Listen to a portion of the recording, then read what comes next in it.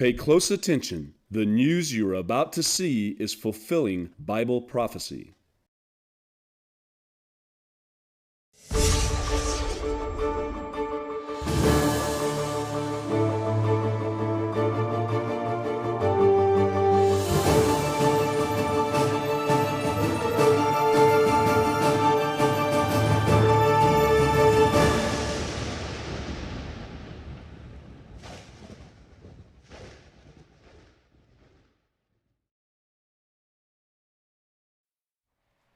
Welcome to another edition of YPN News, bringing you news as it relates to Bible prophecy and foretold by Yisrael Hawkins. Well, Jeff, of course, not only here in the studios, but all throughout the United States and the world, everybody's feeling the pressure from this extreme and prolonged heat, which is bringing about droughts.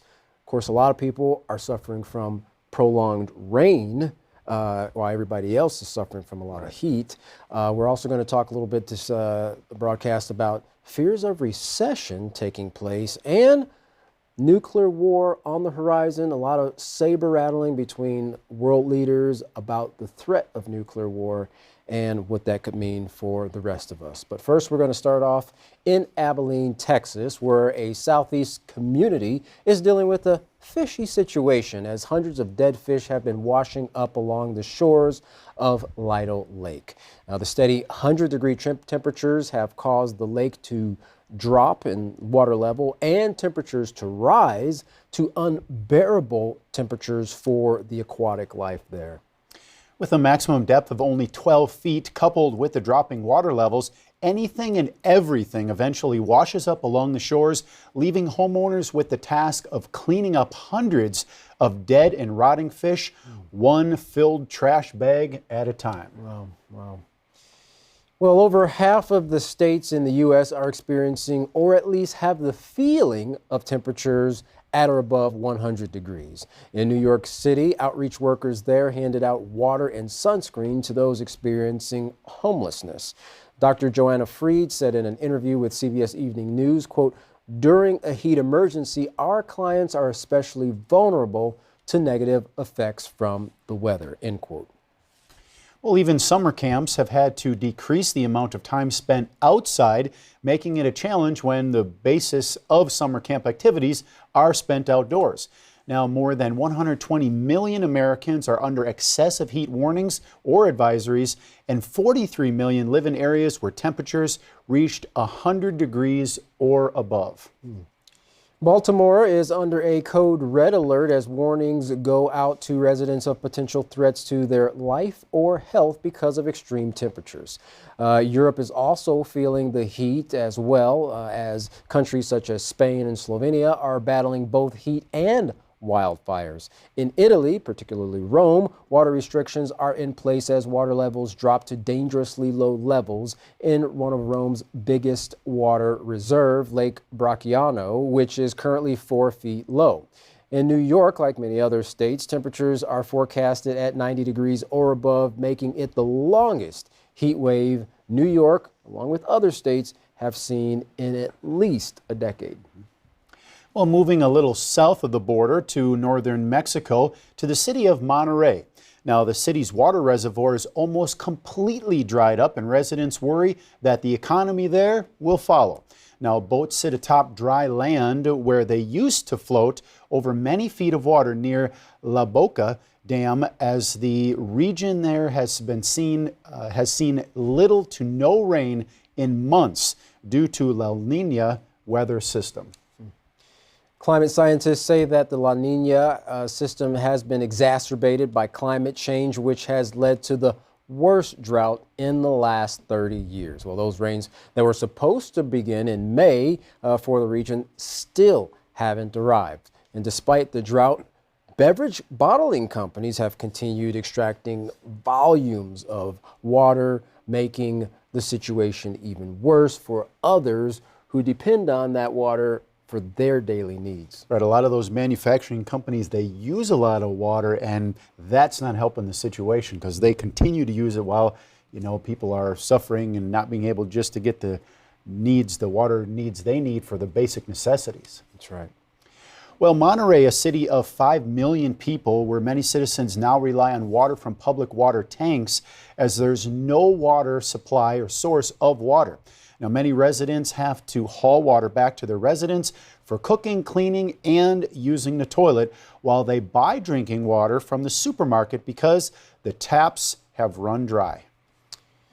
Well, although Mexico's president vows to continue supplying water to the most water-strapped cities, experts say that that solution is not very sustainable, and they say that the only real solution is rain. Everybody needs that rain. Wow.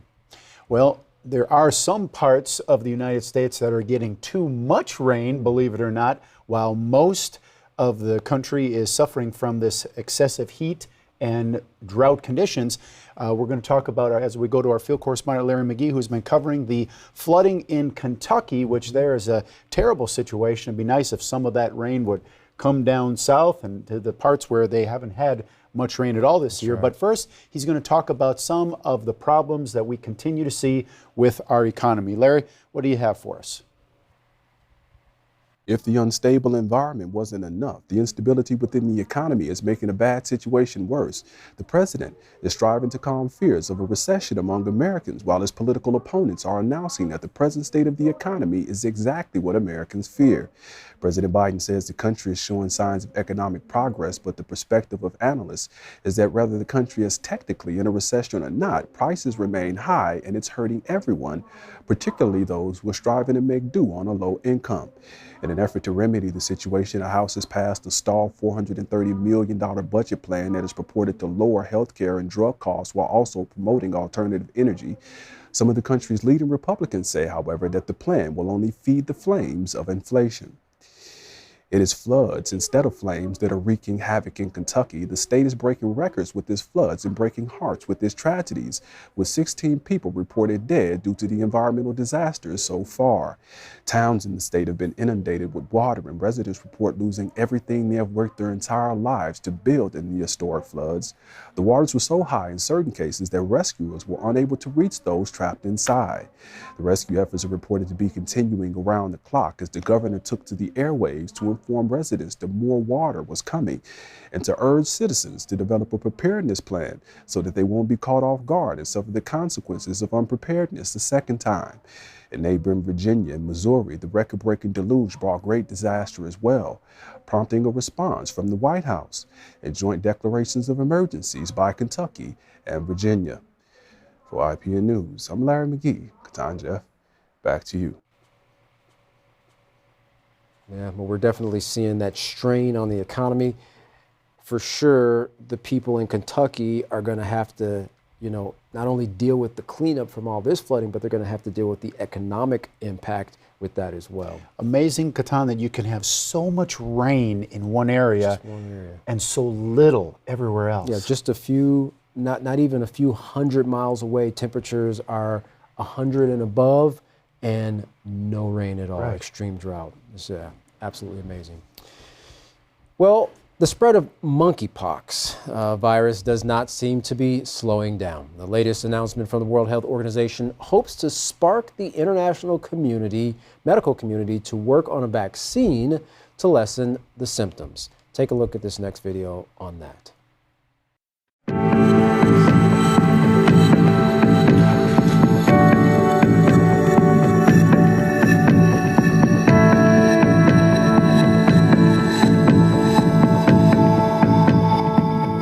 We have an outbreak that has spread around the world rapidly through new modes of transmission, about which we understand too little and which meets the criteria in the international health regulations.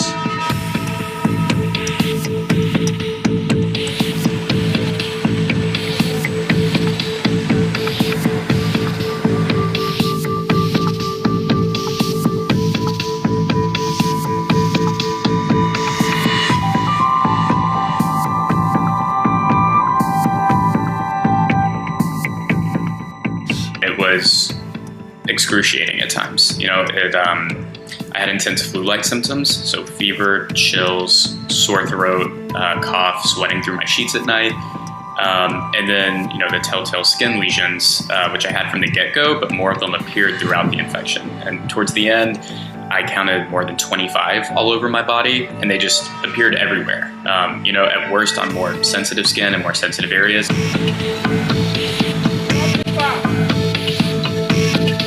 Well, it takes time for vaccines to work, and in this case it can take up to 3 weeks, I believe, for this vaccine to take full effect. So being vaccinated does not give you instant protection. The best way to avoid this infection is to avoid being exposed to it, and if you are exposed to it, to avoid being the person that transmits that further to somebody else.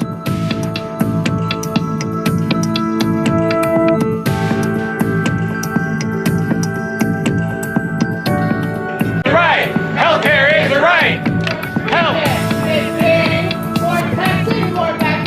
The government had over 1 million doses of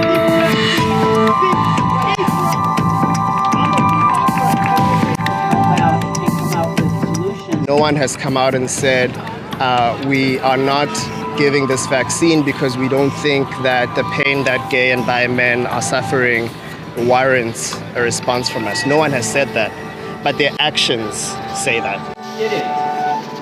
And we now have... Well, Katana, as you can see there, the World Health Organization certainly keeping an eye on that and trying to spread the word that this might be the next virus that the world now is going to face globally. Yeah.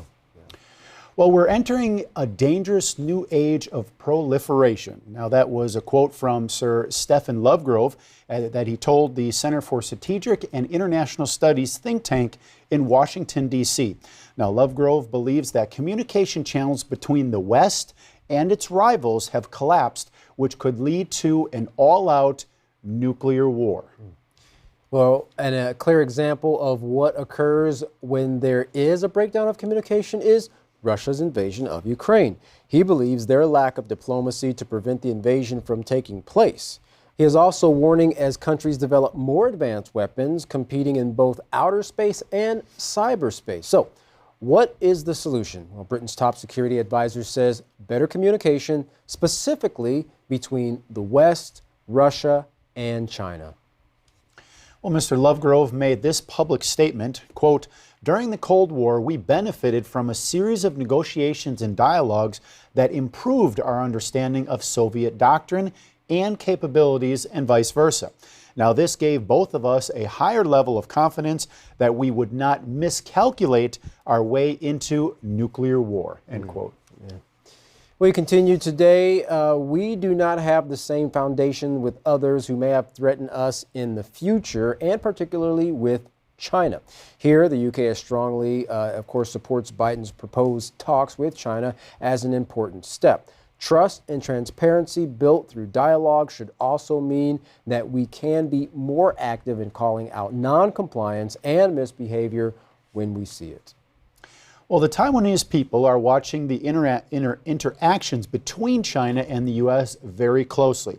Now, they are thankful for the strong continued support from the United States, but also on edge because their annual live fire exercises have gotten underway.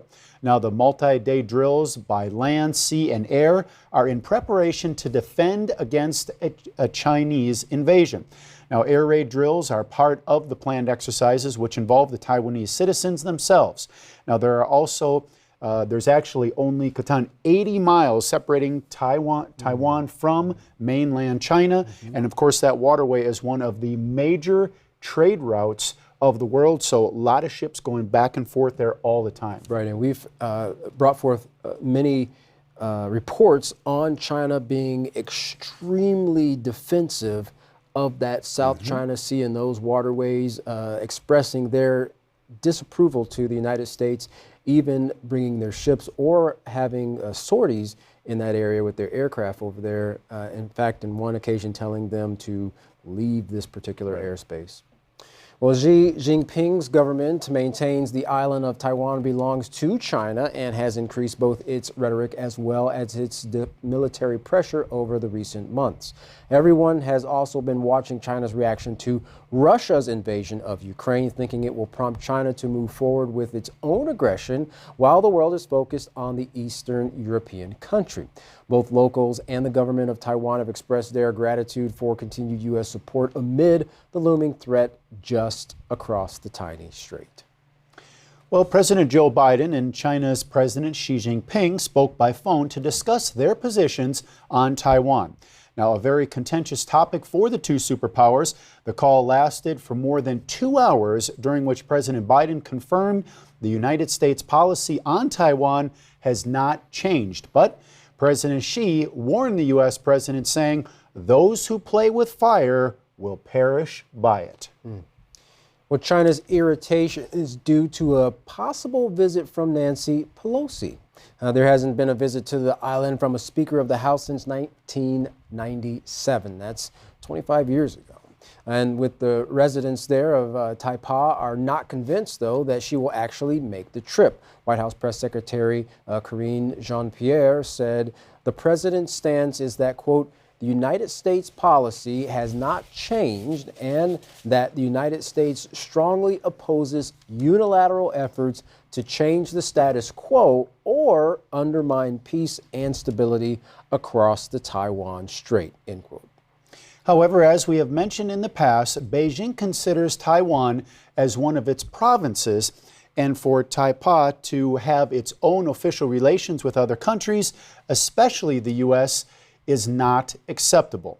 Now, while there was certainly much in conflict between the two leaders, they did agree upon one point, that they should meet in person. Now, that would be their first physical meeting since Joe Biden became president. Wow. You know, Katan, and as we talked about earlier, as Mr. Lovegrove said there, about the miscalculations, the lack of communication, lack of dialogue would lead to a possible nuclear war just because of those miscalculations. That's a very real possibility with so many different things taking place at once that, you know, not communicating between these superpowers, you could see how it could easily start a nuclear war. Right, and metaphorically speaking, as many of the country's world leaders and representatives of these major governments, superpowers, nuclear powers, you know, have said, nuclear is not something that's off the table. It's something that's being considered, and it seems like everybody has their finger hovering over that button to give the command to fire at a moment's notice. We're not seeing any peaceful solutions. Everybody's on edge. Tensions are rising between in the international community and people dabbling in the affairs of other regions. And we've got the droughts. We've got the tensions with the economy. It's bringing everybody to a breaking point to where, you know, it wouldn't be out of the question at all for them to just say, let's just go ahead and get this over with. Right, and as you heard, the Chinese President Xi Jinping made the comment there saying, those who play with fire will perish by it. And really, there's only one fire that's referring to, and that's the nuclear fire, the nuclear burning that we know is prophesied, as Yisrael Hawkins has been talking about, as he's preached, 40 years about this particular end days coming, that this would end with a nuclear war. Now, we're seeing that. We're very close to that actually coming to pass. That's right. Well, if you'd like to learn more about these stories, contact the House of Yahweh. When you do, don't forget to request your free copy of the Prophetic Word magazine and monthly newsletter. Here's how. To contact the House of Yahweh, you can write them at the House of Yahweh, P.O. Box 2498, Abilene, Texas 79604. You can call them at 1-800-613-9494. Visit them by going to any of their websites at yahweh.com, YisraelHawkins.com, or Yahweh'sBranch.com. You can also visit our website by going to YPNnews.com. You can email the House of Yahweh at info@yahweh.com. And for all calls outside the United States, please dial the number on your screen. And as we've mentioned many times before, don't forget the Yisrael Says and Ask Yisrael programs that are available online to aid you in studying and understanding the scriptures. You can find those by going to YisraelSays.com and AskYisrael.com. Well, don't go anywhere. Up next is another message from Yisrael Hawkins. From all of us here at YPN News, I'm Jeffrey Heimerman. And I'm Katan Alexander. Thanks for watching.